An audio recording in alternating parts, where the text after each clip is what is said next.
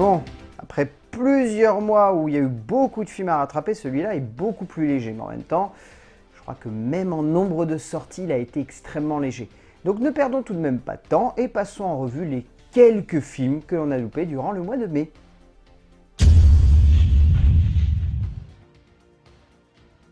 Il y a des films qui, sur le papier, semblent être une vraie proposition de cinéma. Quelque chose de neuf, d'un peu frais, et ça donne vraiment envie. Mais encore une fois, c'est sur le papier. François Vallat devait se dire cela avec son idée de base, d'une œuvre portant sur le concept même de la violence, ce qui en soi est un bon sujet, voire même un excellent sujet. Mais cela, c'est sur le papier, car derrière, on a typiquement devant nous une œuvre qui cherche simplement à être profonde, métaphorique et métaphysique autour de la condition humaine. Mais au bout du compte, on a juste affaire à un immense morceau de n'importe quoi qui passe son temps à brasser du sexe, puis du vide, puis un peu de bons sentiments, puis du sexe, et une violence gratuite quasiment jamais justifiée, si ce n'est par quelques scènes un tantinet esthétiques qui ressortent un tout petit peu du lot, mais cela, je pense profondément que c'est uniquement dû au fait que l'on n'a rien d'autre à se mettre sous la dent. Le tout en plus surplombé et presque comme une petite cerise sur un gâteau bourré de crème qui recouvrirait un tas de merde, et ben le casting est complètement à la ramasse. Donc on est très loin de l'ovni de genre promis.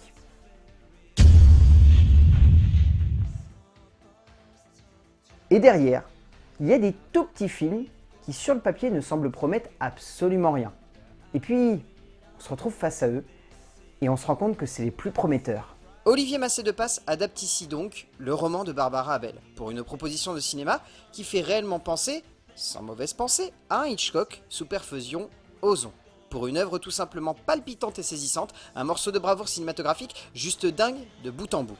Sans jamais se complaire dans une forme de satisfaction de genre, sans jamais chercher à être simplement un drame ou simplement un thriller, le film du cinéaste belge est un pur objet fascinant et hypnotisant, qui nous captive de bout en bout pour un morceau croustillant de cinéma qui s'impose comme un immanquable du mois de mai, que je regrette de ne pas avoir vu plus tôt, franchement.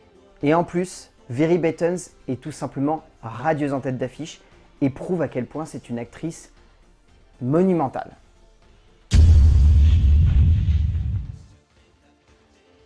Il est souvent très complexe de parler de l'identité sexuelle, et je ne parle pas forcément d'homosexualité, je parle réellement de la manière avec laquelle une personne se regarde. Celle de Charlie va devenir compliquée lorsqu'il va chercher à assumer le plus possible ce qu'il est réellement, selon lui, une femme.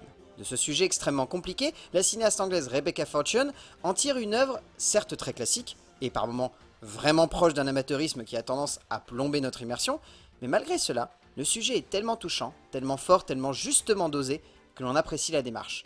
Visuellement, le film est un tantinet maladroit, mais au fond, cela n'empêche en rien le spectateur de rentrer dans cette aventure et de se laisser porter par la manière élégante et émouvante avec laquelle Fortune choisit de parler de cette histoire. Et c'est en cela que l'on ressort vraiment touché par ce qui se met en scène devant nous. Et en plus, on ressent vraiment à quel point Harry Gilby s'est donné à fond pour le rôle, et ça rajoute ce tout petit plus qui rend le tout encore plus sincère.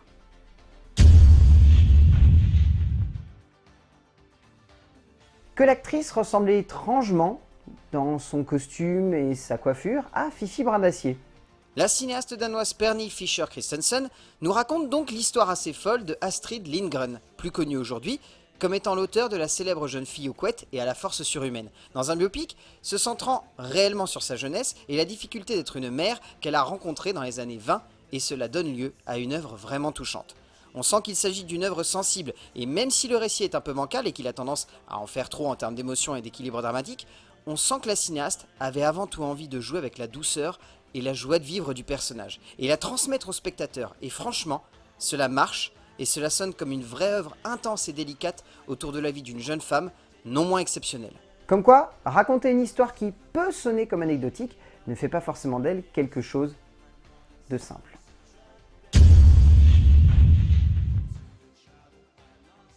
Il y a des films, et parfois je sais bien que ça semble complètement surréaliste, mais ça arrive, qui ne donnent pas forcément envie. Peut-être parce que le sujet n'est pas intéressant ou sonne comme plat, ou peut-être simplement parce que la forme ne semble pas très ouverte d'esprit. Sur le papier, le long métrage des frères Irwin ne me donnait pas plus envie que cela, à cause notamment du distributeur qui ne s'occupe quasiment que de films religieux. Mais pour le coup, je me suis forcé, et celui-là et est un peu moins régressif et étriqué que ceux que j'ai pu voir par le passé.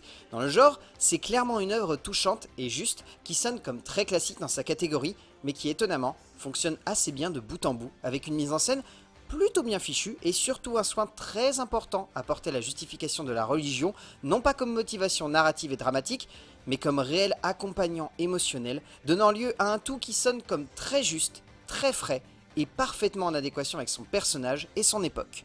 Et pour couronner le tout, le film se dote d'un casting tout simplement radieux où Dennis Quaid illumine encore une fois l'écran de cinéma rien qu'avec son sourire. Bon, ce fut tranquille comme petit mois. Je pense que le mois de juin risque d'être un peu pareil au vu du peu de sorties qu'il semble y avoir. Mais pour autant, gardez bien cela en tête, ce n'est pas parce que l'on ne parle pas de ces films qu'ils sont forcément mauvais.